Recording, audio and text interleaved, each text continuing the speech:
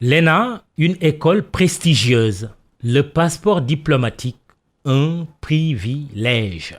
Les Sénégalais ont toujours eu du respect pour le statut que confère l'École nationale d'administration à ses pensionnaires et le passeport diplomatique à ses bénéficiaires. Un respect parfois teinté d'envie à l'endroit des heureuses et heureux élus. Ce qui pouvait ressembler à une injustice sociale était finalement considéré comme normal. Tout allait bien jusqu'à ces derniers jours. Suspension du concours d'entrée à l'ENA pour le cycle A le jour même des épreuves, le 19 septembre dernier, et celle du cycle B, prévue le 3 octobre prochain. Le gouvernement s'est ainsi vu obligé de se soumettre à l'injonction de la Cour suprême, saisie sur une question de rupture d'égalité par les candidats fonctionnaires qui ont estimé avoir été expurgés à tort de la liste des candidats autorisés à faire le concours direct. Une première dans l'histoire.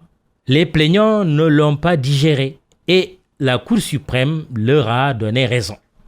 Résultat des courses, le secrétaire général du gouvernement qui a hérité du dossier du concours d'entrée à l'ENA après la suppression du poste de Premier ministre s'est plié aux ordonnances du 16 septembre prises par le juge des référés administratifs de la Cour suprême. Après avoir apporté ses propres arrêtés, le ministre Abdoulatif Coulibaly n'avait plus à son tour qu'à saisir le directeur général de l'École nationale d'administration en des termes non équivoques.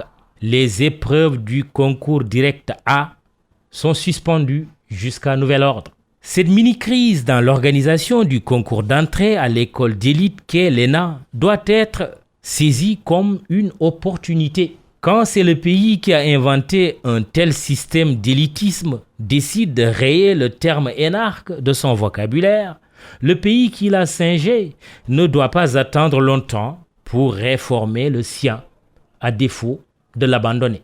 Que dire du passeport diplomatique qui met en cause au moins 2 députés de l'actuelle législature et un 3e de la législature précédente? Certes, les rappeurs et activistes Kilifeu et Simon, perdus par une vidéo digne d'un clip et d'un tube d'été, semblent avoir prêté le flanc.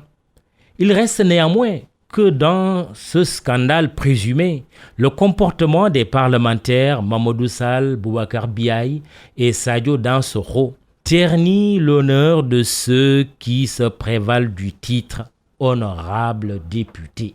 Être complice ou acteur de mariage fictif en jouant le jeu d'époux fictif pour épouse fictive et enfant fictif. Expliqué au commun des mortels, l'affaire se décline comme suit. Les honorables députés auraient joué le rôle de faux pères de famille dans une entreprise de fabrication de faux passeports diplomatiques à une échelle industrielle. Au regard de la gravité des faits qui donnent des céphalées, l'Assemblée nationale se trouve ainsi éclaboussée. Pas seulement elle.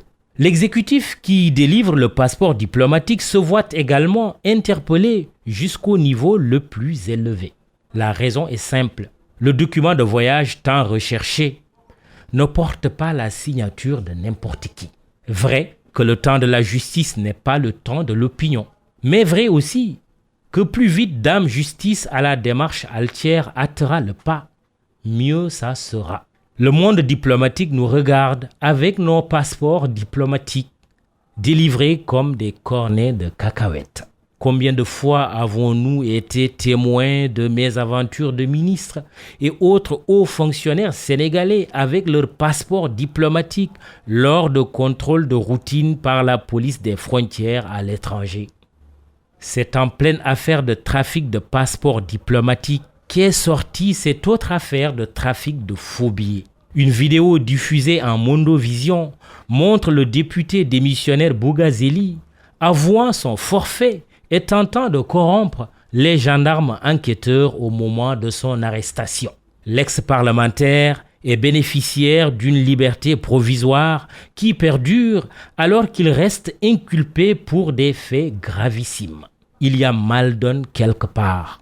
La justice ne peut pas priver de liberté Kilifeu du fait d'une vidéo livrée par un faux ami et laisser Boughazali vaquer librement à ses occupations après la diffusion de la vidéo qui l'accable et qui aurait pour origine la gendarmerie.